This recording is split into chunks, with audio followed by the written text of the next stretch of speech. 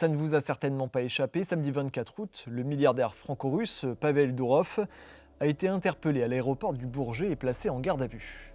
Son interpellation a entraîné la réaction de nombreuses personnalités, à commencer par l'ancien président russe Dmitri Medvedev, qui a estimé que l'homme d'affaires avait fait un mauvais calcul. Pavel Durov devrait enfin comprendre qu'on ne peut pas choisir sa patrie, a-t-il poursuivi. Et pour cause. En 2014, le fondateur de Telegram avait quitté la Russie après avoir refusé de communiquer au gouvernement de Vladimir Poutine des informations relatives à des groupes d'opposition. De son côté, Elon Musk, patron de X, a publié Free Pavel avant d'écrire un second message en français « Liberté, liberté, liberté ».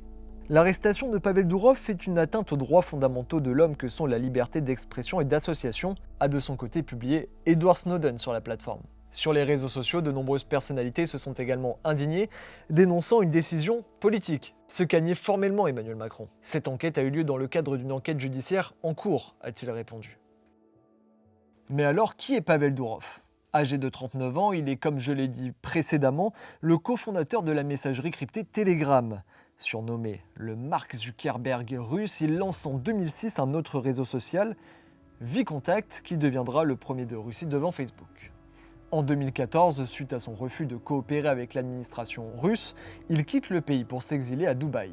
En quête d'une nouvelle nationalité, il obtiendra la citoyenneté de l'île caribéenne Saint-Kitts-et-Nevis pour en 2021 obtenir la nationalité française. En 2013, Durov crée la plateforme Telegram. Cette messagerie cryptée est aujourd'hui l'une des plus utilisées au monde. Dans une interview accordée au Financial Times, Pavel Durov révélait d'ailleurs qu'elle était utilisée par plus de 900 millions de personnes chaque mois, soit 2 fois moins que WhatsApp et ses 2 milliards d'utilisateurs mensuels. Mais qu'est-ce que la justice française reproche au juste au milliardaire et à son application ? Selon un communiqué de presse du parquet de Paris, 12 chefs d'accusation sont retenus contre lui, parmi lesquels association de malfaiteurs en vue de commettre un crime ou un délit puni de 5 ans ou moins d'emprisonnement, blanchiment de crimes ou délits en bande organisée, ou encore complicité de détention de l'image d'un mineur présentant un caractère pédopornographique. Cette présence de contenu à caractère pédopornographique, nous l'avons constaté dans notre documentaire Internet dans l'antre des pédocriminels. Nous avions enquêté sur des canaux Telegram sur lesquels étaient vendues des photos de jeunes filles mineures ainsi que leurs coordonnées personnelles.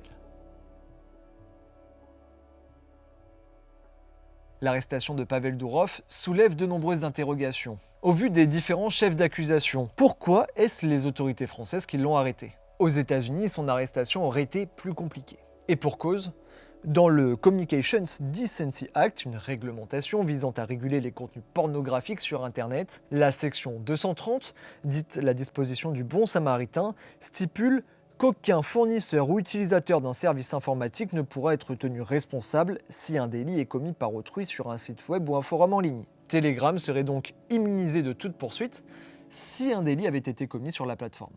Néanmoins, la mise en application de cette disposition est tout de même à nuancer. Si l'on en croit le patron de Meta, Mark Zuckerberg, le boss de Facebook et Instagram affirme que son entreprise a reçu des pressions de la part de la Maison-Blanche afin de censurer des contenus liés au Covid-19.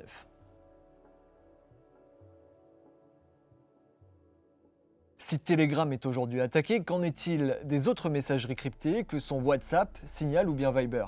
Après l'attentat d'Arras, au cours duquel le professeur de français Dominique Bernard avait été assassiné, le ministre de l'Intérieur démissionnaire Gérald Darmanin avait déclaré « La DGSI n'a pas accès aux conversations chiffrées ».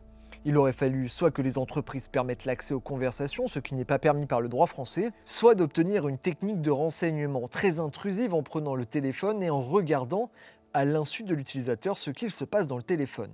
On retrouve entre autres l'obligation pour les messageries cryptées d'analyser toutes les conversations de leurs utilisateurs, y compris celles chiffrées de bout en bout.